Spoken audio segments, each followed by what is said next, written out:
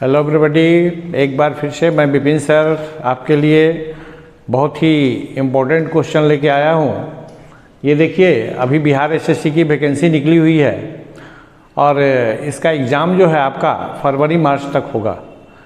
इसके लिए जो है सो अभी से ही आपको इसकी तैयारी में लग जानी होगी, क्योंकि 150 क्वेश्चन पूछेगा इसमें। 150 में 50 आपका जीके जीएस से रहेगा संबंधित और 50 रीजनिंग रहेगा, 25 मैथ रहेगा और 25 साइंस से क्वेश्चन रहेगा। तो अभी से यदि प्लानिंग वे में किया जाए तो अच्छी तैयारी हो सकती है। इसी सब के लिए हम जो है पिछले परीक्षा जो हुआ है, पिछली परीक्षा को ध्यान में रखते हुए और उसी पैटर्न पर आधारित आपको सप्ताह में 2-3 जीके जीएस का जो है आपका क्वेश्चन देते रहूँगा और डील करते रहूँगा। सबसे पहले आप मेरे चैनल को यदि सब्सक्राइब नहीं किए हैं तो सब्सक्राइब कीजिए। सब्सक्राइब कीजिएगा तो समय समय पे जानकारी मिलेगी आपको। और इसका डिटेल्स मैथ रीजनिंग वगैरह भी पढ़ना है तो हमारे कोचिंग में आइए। कॉम्पिटेंट कैरियर्स नाम है कोचिंग का। कचहरी के ठीक पीछे वाले रोड में आपका स्थित है ये कोचिंग। तो चलिए, सबसे पहले जो है बारी बारी से सभी प्रश्न का उत्तर आपका बताते हैं, डील करते हैं, क्योंकि कहानी नुमा सुनिएगा तो याद होगा। क्योंकि आपका क्वेश्चन दिन पर दिन जो है आपका क्वेश्चन का लेवल बढ़ाते जा रहा है, तो आपको उसी हिसाब से तैयार रहनी होगी। ठीक है, तो देखिए, पहला है आपका नालंदा विश्वविद्यालय के संस्थापक कौन थे? कुमार गुप्त। ठीक है, अब नालंदा विश्वविद्यालय जिसका जिला मुख्यालय आपका बिहार शरीफ है। ठीक है, तो ये देखिए, नालंदा विश्वविद्यालय जो है जिसके संस्थापक कुमार गुप्त वंश के थे और इसको विध्वंस भी किया गया आपको बख्तियार खिलजी के द्वारा, जिसके नाम पर जो है बख्तियारपुर स्टेशन है। अभी नालंदा विश्वविद्यालय जो है एक पुराने समय से ही शिक्षा का बहुत बड़ा केंद्र रहा है। विध्वंस के पहले जो है सो चीनी यात्री भी आए थे, आपका हिनसांग, फाहियान आए थे चंद्रगुप्त द्वितीय विक्रमादित्य के समय, और हेनसांग जो है सो हर्षवर्धन के शासनकाल में आए थे यहाँ पे अध्ययन करने के लिए। और इसके बाद जो है नालंदा विश्वविद्यालय दो खंडहर में तब्दील हो चुका था, लेकिन वर्तमान में इसको जो है सो पूरा जीर्णोद्धार कराया गया है और आज बहुत ही अच्छा है और अच्छा शिक्षा का केंद्र हो गया है फिर से पुनः, जो कि ये जान जाइए। और इसी सबको जीर्णोद्धार के बाद जो है इसको 2015 में यूनेस्को की सूची में भी शामिल किया गया। बिहार से यूनेस्को की सूची में 2 आपका है, आपका बिहार महाबोधि मंदिर, और ये दूसरा जो है 2015 में नालंदा विश्वविद्यालय को शामिल किया गया। प्रत्येक क्वेश्चन का डील कर रहे हैं, ध्यानपूर्वक सुने, याद हो जाएगा कहानी नुमा। सेकंड क्वेश्चन है, बिहार में प्रथम चीनी मिल की स्थापना 1903 में कहाँ की गई? मढ़ौरा में। प्रथम चीनी मिल खोला गया मढ़ौरा में, जो कि आपका छपरा में है मढ़ौरा। और यहाँ पे जान जाइए, यहाँ पे आपका रेल पहिया और धुरी बनाने का कारखाना भी है। यहाँ पे खुला है रेलवे का पहिया, धुरी और बनाने का कारखाना, यहीं पे बनता है मढ़ौरा में ही। तीसरा क्वेश्चन है, सर्वोच्च न्यायालय ने सुप्रीम कोर्ट में मुख्य न्यायाधीश बनने वाले पहले बिहारी व्यक्ति कौन थे? भुवनेश्वर प्रसाद सिन्हा। सर्वोच्च न्यायालय जानते ही हो, सुप्रीम कोर्ट नई दिल्ली में है। ठीक है, इसकी स्थापना 1950 में हुई थी। सुप्रीम कोर्ट यानी सर्वोच्च न्यायालय के फर्स्ट एंड लास्ट वाले को जाने थोड़ा सा। सर्वोच्च न्यायालय के मुख्य न्यायाधीश बनने वाले पहले व्यक्ति थे हीरालाल जे कानिया, पहले व्यक्ति थे। अभी वर्तमान में जो हैं आपके जो मुख्य न्यायाधीश हैं डी.वाई. चंद्रचूड़, इनके पिताजी भी जो है जो आपके मुख्य न्यायाधीश रह चुके हैं, जो कि सबसे लंबे समय तक मुख्य न्यायाधीश के पद पर रहे। वाई.बी. चंद्रचूड़ उनका नाम था। देखिए, बड़ा ही रोचक है। मुख्य न्यायाधीश आपका जो कार्यकाल जो होता है 65 साल या 6 वर्ष, तो 65 साल तो आपका 65 साल ही पहले पूरा जाता है।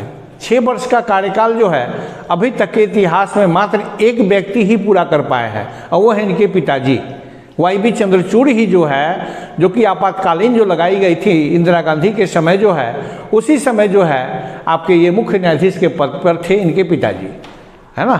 तो देखिए, ये जो है आपका ध्यान रखना है कि सबसे लंबे समय तक मुख्य न्यायाधीश के पद पर कौन रहे, पूरे 6 साल ये पूरा किए थे वाई.बी. चंद्रचूड़।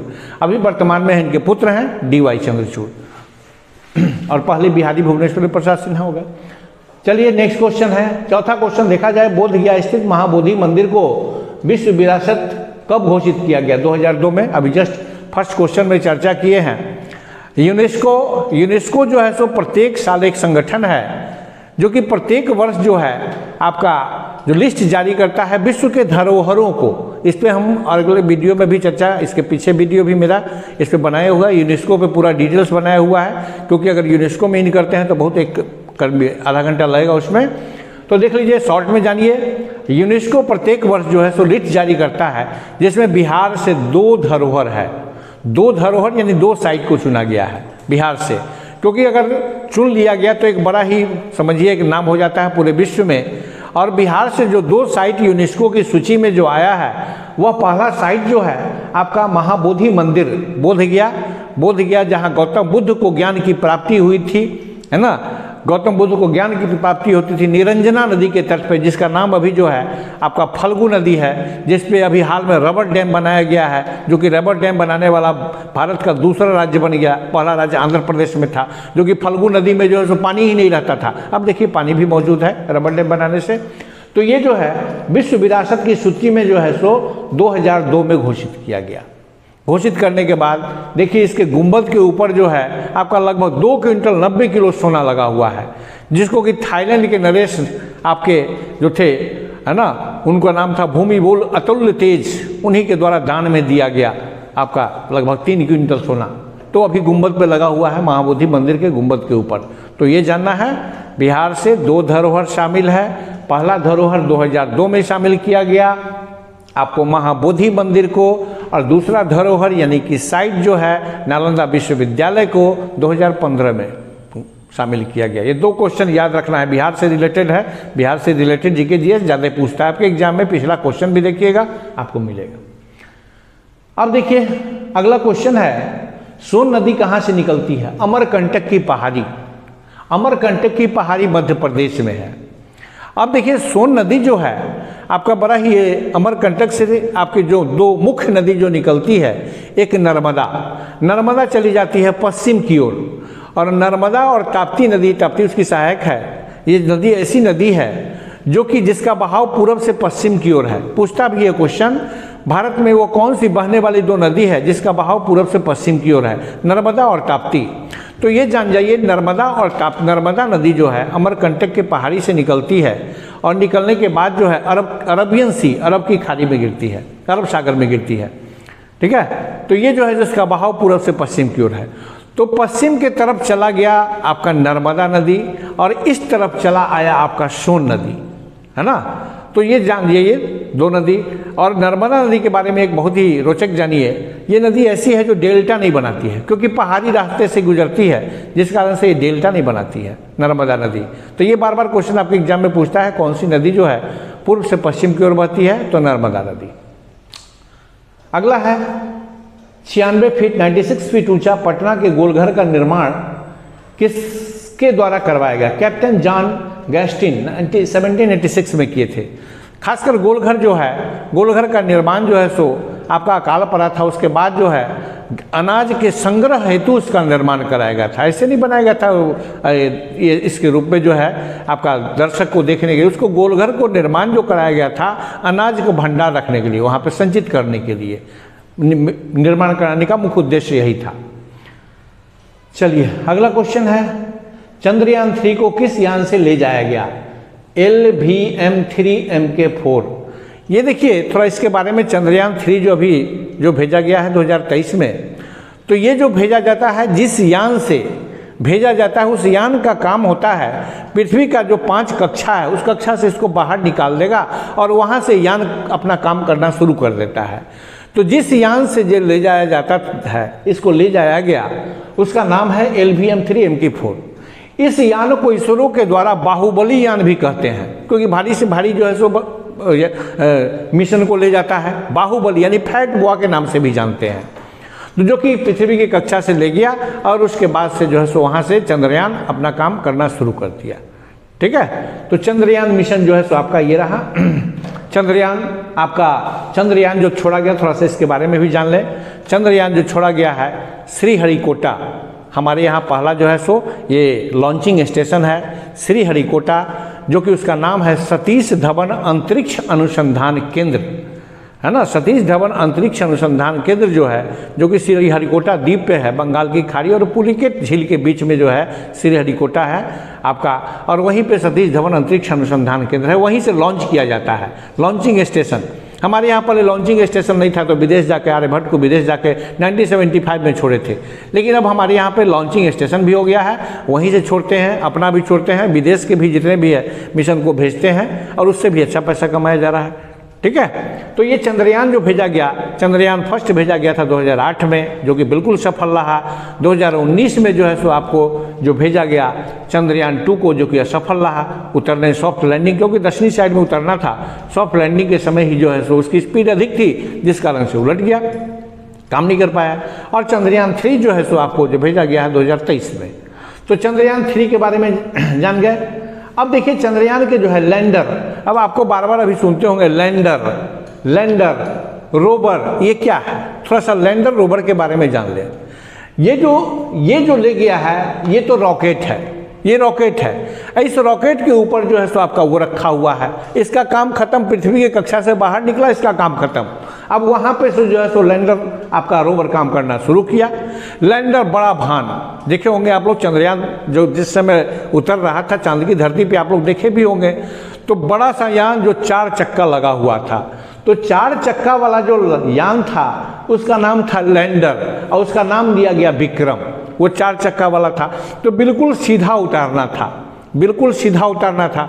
चंद्रयान 2 में हुआ क्या, वो सीधा नहीं उतर पाया, वहीं से उलट गया। तो वहाँ से उलट गया तो ऐसे थोड़े है जो 4 आदमी को भेज के वहाँ से सीधा करके फिर उसको लगाना बढ़ाना आगे शुरू कर दे, वो तो सारा चीज़ रिमोट कंट्रोल से होता रहता है। तो रिमोट कंट्रोल से उसको जगाया गया, लेकिन जागा नहीं, वो सेकंड वाला फ्लॉप हो गया।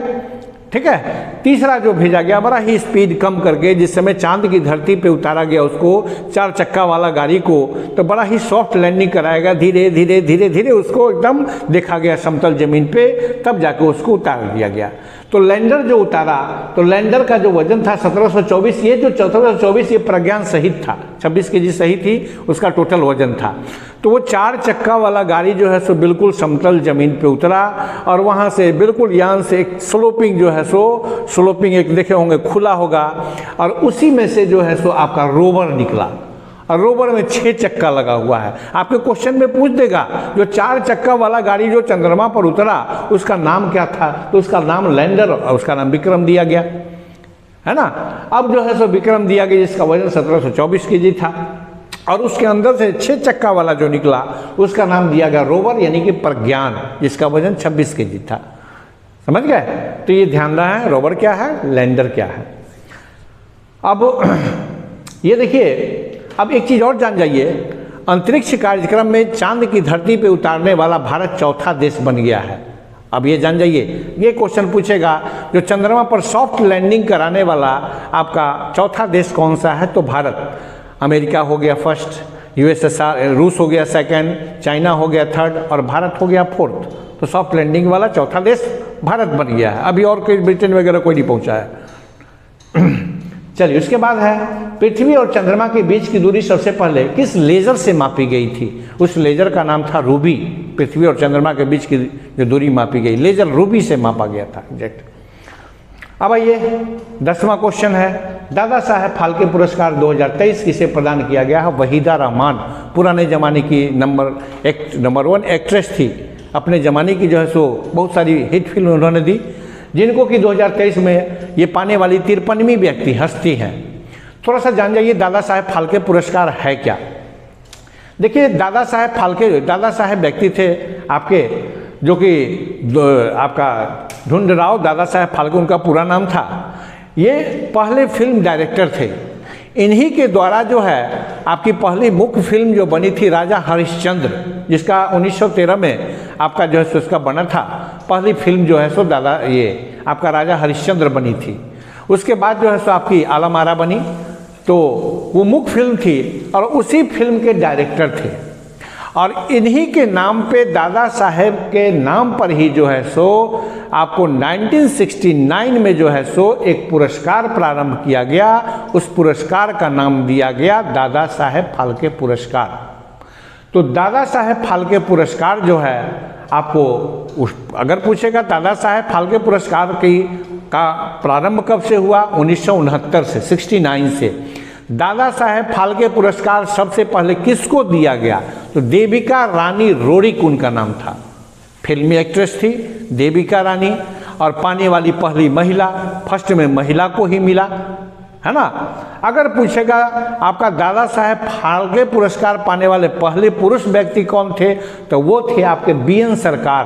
ठीक 1 साल बाद जो है बी.एन. सरकार को दिया गया 1970 में। 69 में इनको, 70 में बी.एन. सरकार को, आपको देविका रानी को, और 70 में बी.एन. सरकार को, और ठीक 71 में दिया गया पृथ्वीराज कपूर को, पृथ्वीराज कपूर को मिला। ठीक है। इसी क्रम में जो है पहले तो कंटिन्यू साल भर साल प्रत्येक साल दिया जाता था, लेकिन अभी काफ़ी गैपिंग आ गया है। तो गैपिंग आने के कारण जो है सो 52वां 53वां इस तरह से जाना जाता है, 51वां 52वां 53वां। तो अभी जो वहीदा रहमान को जो प्राप्त हुआ है वो 53वां है। आपको ये पूछेगा जो 53वां दादा साहेब फाल्के पुरस्कार किसको दिया गया है, तो वहीदा रहमान को। 2023 नहीं रहे तो वहाँ कन्फ्यूज मत कीजिएगा।